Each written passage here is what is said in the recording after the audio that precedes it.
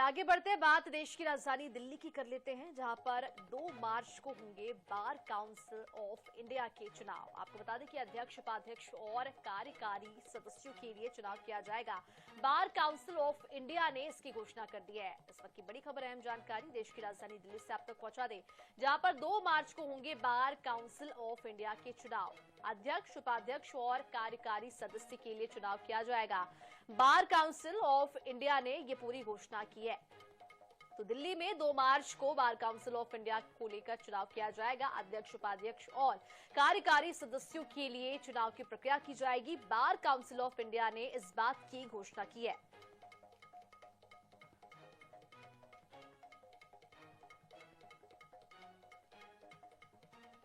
और इधर भोपाल में वन नेशन वन इलेक्शन पर आयोजित कार्यक्रम में केंद्रीय मंत्री शिवराज सिंह चौहान ने बड़ा बयान दिया। उन्होंने कहा है कि चुनाव के कारण कई बार वोट दिलाओ फैसला करने पड़ते हैं। कैसे वोट मिलेगा, तो ये भी दे दो, वो भी दे दो। इस दौरान केंद्रीय मंत्री शिवराज सिंह चौहान ने वन नेशन वन इलेक्शन को जरूरी बताते हुए कहा है कि बार बार चुनाव होने से वोट के डर में कई फैसले प्रभावित हो जाते हैं। साथ ही साथ पैसों की भी बर्बादी होती है। विकास के कार्य रोक किए जाते हैं जो प्रदेश का विकास कर सके और देश को आगे बढ़ाया जा सके।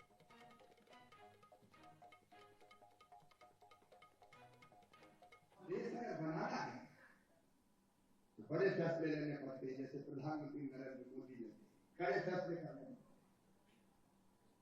लेकिन चुनाव के डर में फिर वैसे फैसले नहीं होते कि अगर वोट बिगड़ गया तो नुकसान हो गया तो वोट बचाओ मत करो।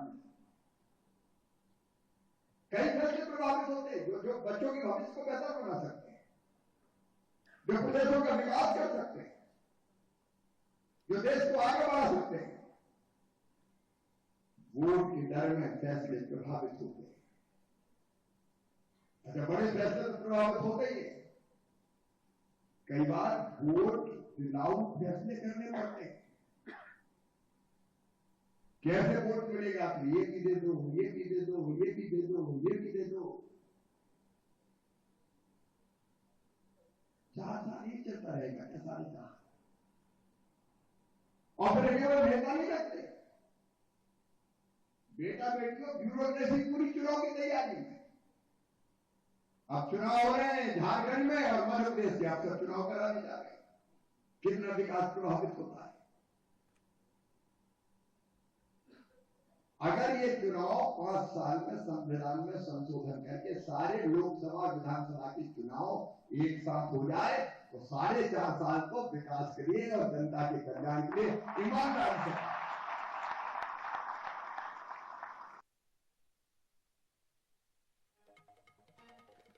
तो केंद्रीय मंत्री शिवराज सिंह चौहान का ये बयान सामने आया, जहां पर उन्होंने वन नेशन वन इलेक्शन को लेकर बयान दिया। उन्होंने कहा है कि बार बार चुनाव होने से पैसों की भी बर्बादी होती है और कई ऐसे फैसले होते हैं जो कि छूट जाते हैं।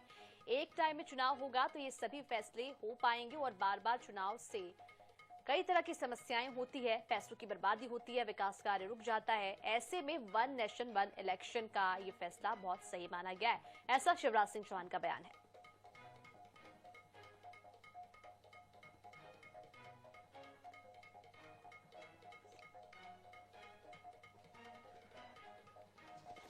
और इसी पूरे मामले पर ज्यादा जानकारी के लिए ब्यूरो प्रमुख अनुराग मालवीय हमारे साथ जुड़ चुके हैं। अनुराग, आपसे जानना चाहेंगे, शिवराज सिंह चौहान का ये बड़ा बयान सामने आया है। उन्होंने वन नेशन वन इलेक्शन को लेकर ये बयान दिया है। उन्होंने कहा है कि बार बार चुनाव होने से पैसों की बर्बादी होती है और कई तरह की बातें उन्होंने की है।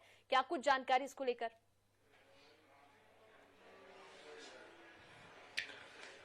बिल्कुल, देखिए लगातार मध्य प्रदेश में शिवराज सिंह चौहान को सक्रिय किया गया। पूरे देश में माहौल बना रहे हैं सरकार की वन नेशन वन इलेक्शन को लेकर जनता को तैयार किया जाए। उसी तारतम्य में शिवराज सिंह चौहान का एक संबोधन एक निजी कॉलेज में था, जहां पर शिवराज सिंह चौहान ने कई बड़ी बातें कही वन नेशन वन इलेक्शन के संदर्भ में। लेकिन एक बहुत बड़ी बात वो खुद कह गए।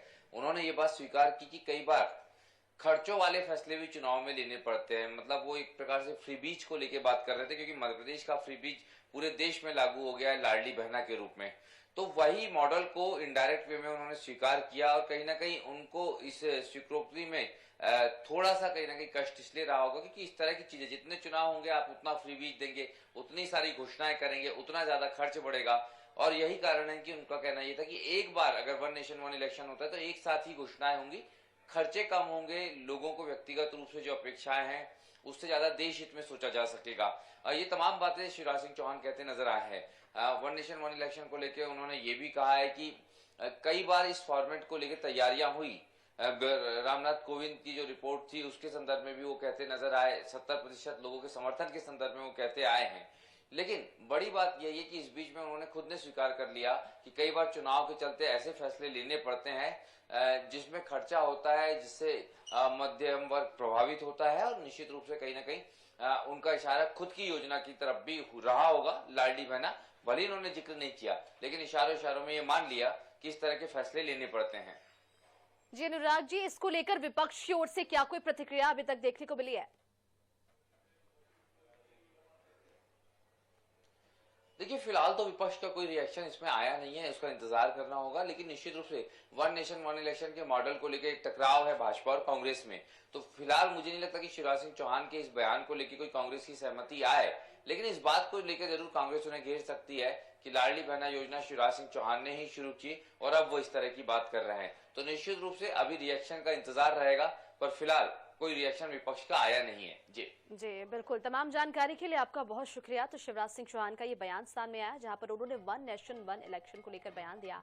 उन्होंने कहा है कि बार बार चुनाव होने से पैसों की बर्बादी होती है, कई राजस्व का नुकसान होता है और कई अहम फैसले छूट जाते हैं।